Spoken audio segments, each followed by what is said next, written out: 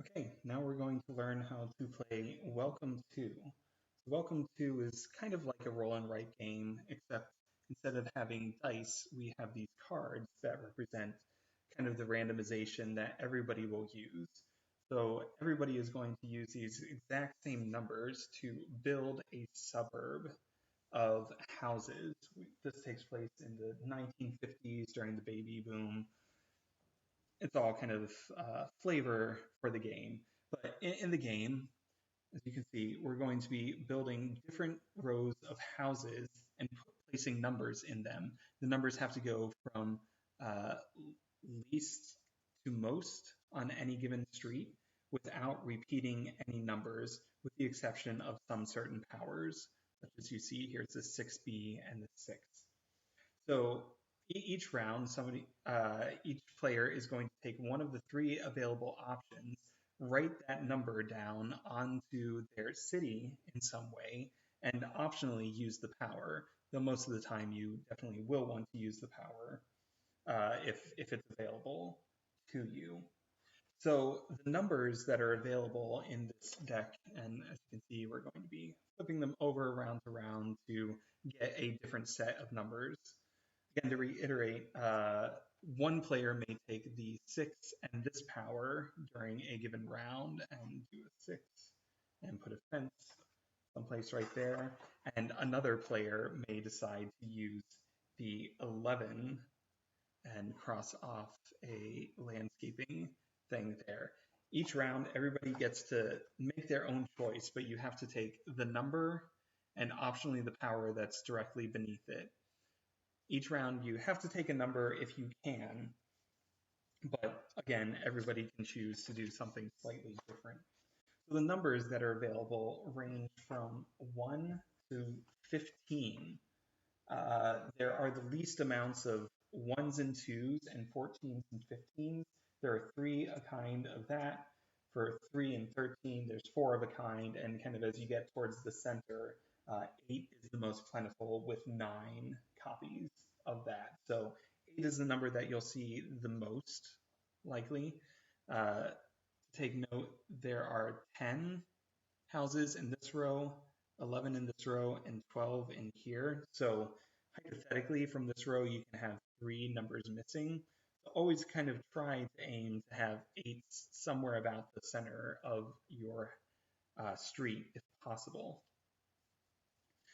So to explain how you place any given one of these numbers, we'll go through an example of each. So the first power that can come is the surveyor or the fences. That's kind of shown here. So you place the number on one street, and then on another street, you'll place a fence. So here I may take the 6 and the fence. So I may come in here and do the 6 here. Now I can place the fence here, or let's just say arbitrarily I want to place my fence there. The fences are important because that determines how many points you get. So if I have numbers in all 4 of these spaces, then that means that I've completed a section of 4. So that tells me that at the end of the game, I'll get points for having completed a 4 section, and I'll get points based on something else that we'll explain in a second.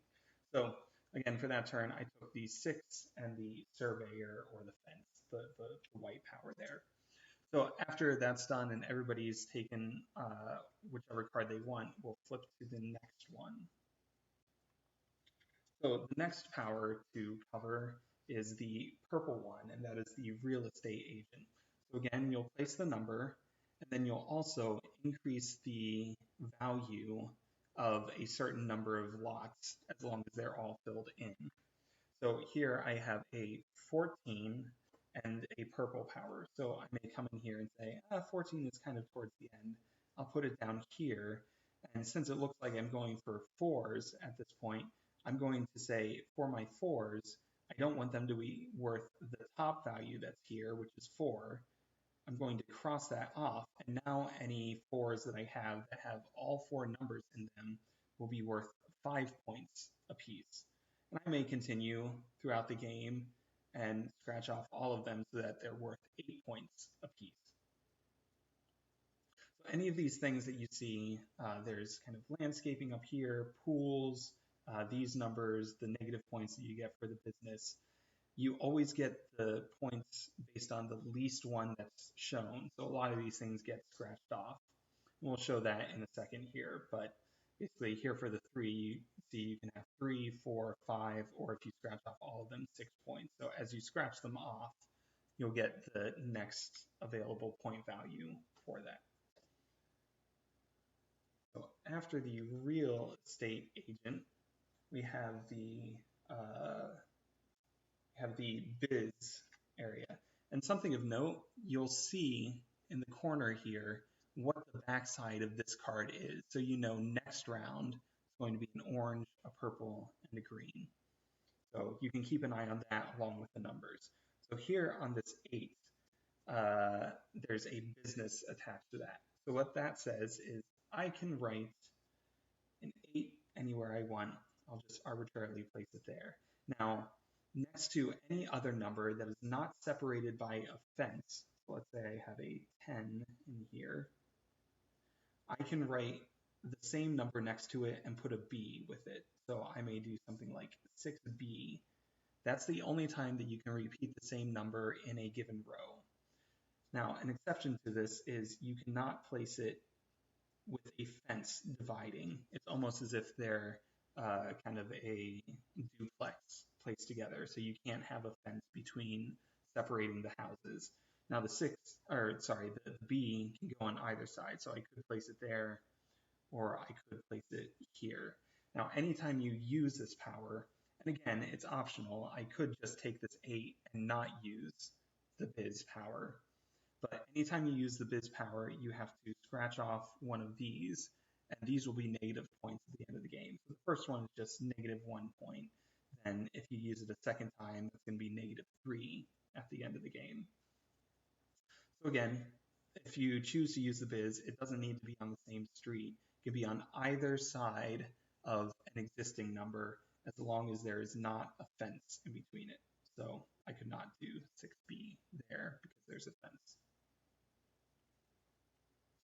Okay, the next power that we have is the temp agency, the orange here. So what this does is it modifies the number above that gets placed. So this allows you to do plus or minus 0, 1, or 2. So I could do negative 2 to this number and just place down a 4, or I could do negative 1, place down a 5. I could do 0, it still counts as using this ability, and do 6, plus 1, 7, or plus 2, 8. Let's say that I want to have a 4 in here. I could come in here and say, okay, 6 minus 2 is 4, so I can just place a 4 instead of placing the 6. When I do that, I can also come down here and I scratch off one of these. There are different point values at the end of the game for who has used this power the most. If you've used it the most, then you get 7 points for using it the most. If you use it the second most out of anybody, you get 4 points. If you use it the third most, you get 1 point. In the case of ties, you share the points. It is also possible that these numbers, you may have a 15 with an orange. Now, typically, the natural numbers only go up to 15, but you could use the plus 2 to place a 17 at the probably far edge of your street. Or if you have something like a 1 that's paired with it, you can go to 0. You cannot go to negative 1, however. So again, the orange just modifies the number above it. So the next power that is possible to be used is to draw a pool. You can see here that there are some houses that have pools depicted in the back. If you match a number that's on the top and it has a pool and the pool symbol there, then you get some pool points. So here is a 5 and a pool. I didn't do this last time. I can come in here and place the 5, and I circle the pool to say that I was actually able to install a pool here. it's also possible that if you just place the 3 here, you don't get the pool unless you place the 3 with the pool there. So when you get pool points, you come down here and scratch off 1 for each pool that you've installed in the neighborhood. So you can get a decent number of points by going that way. Yeah, each one just kind of adds more and more points each time. The final power that there is the landscaper or the parks. So here with the parks, you can see each street has a number of park points that are depicted up here. If I place this 7 park here on this particular street, so it has to be this street, I get to cross off the lowest number here. So you can see it starts at 0, then it goes to 2 points currently I have for this street. If I can continue crossing off 4 points, 6 points, 8 points, or you can get some really big points here if you cross them all off and get 18 points. So that is how the placement of all the different powers go. Now, scoring at the end of the game, you do want to make sure that you have a number of fences in here. And actually at this point, we'll switch back to the game that I played a little prior to this. So here we can go through and do some scoring. The other thing to point out is there are special objectives in each game, and I used these during my playthrough that I just had. So the first objective is to have 6 sets of completed 1 fences. Now, something also to point out, you get automatic fences on the far extremes of each of your roads, so those are automatically included for you. So the game ends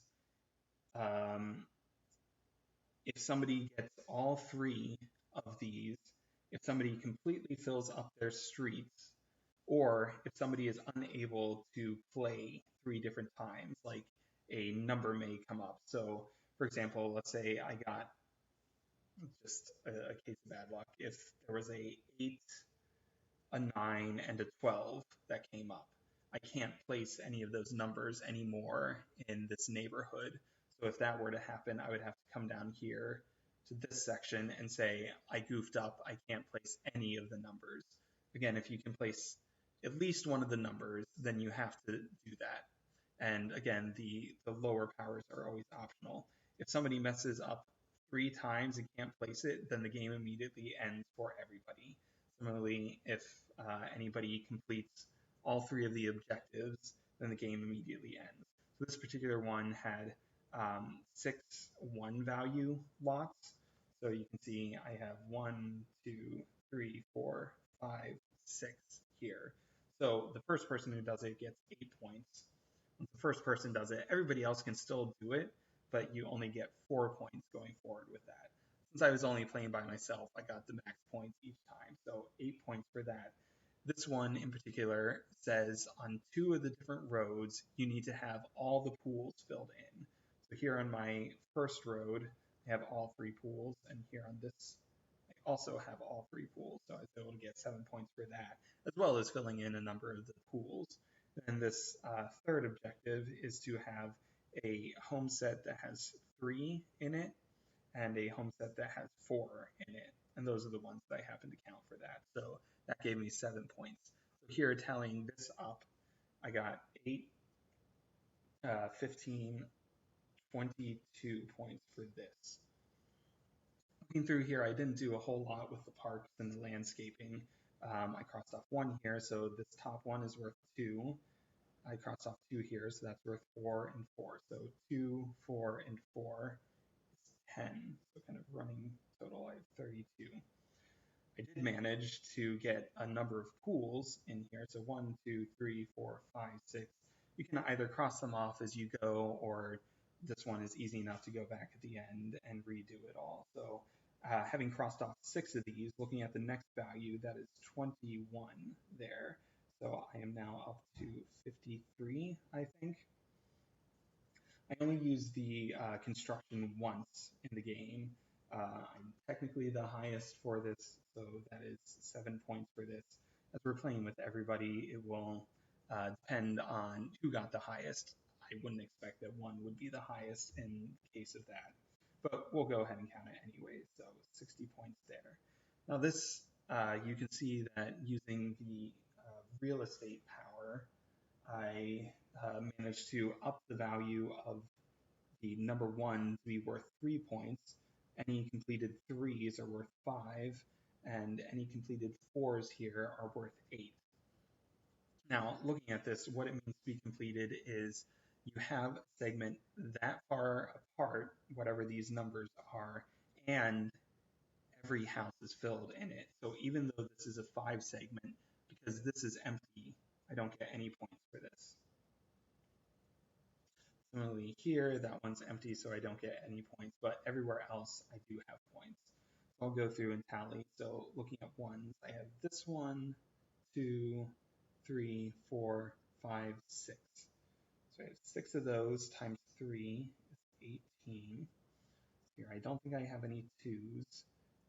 3s, I have 1, 2 of those. So they're each worth 5 points, so that is 10. And then I have 1, 2, 3, 4 value ones, and those are worth 8 apiece, so that's 24. So coming along here, 60, 78, 88, math, let's see here, 92, 112, and 12 going into there. And then I did use one business here to try to make up some things because I could tell that the game was coming to a close, and I just wanted to make sure that I did that. So I lost 1 point for that, but in doing that, I did gain 8 points by finishing that one off. So I lose 1 point there. I didn't actually lose any here, but I may have lost 3 if I wasn't able to complete 3 times. So again, these are negative points. So let's just say that I did, for the sake of argument. So minus 4 from 112. So my total at the end would be 108. And that is how you score. So hopefully that makes a little bit of the placement make a little more sense. And that is how you play Welcome to.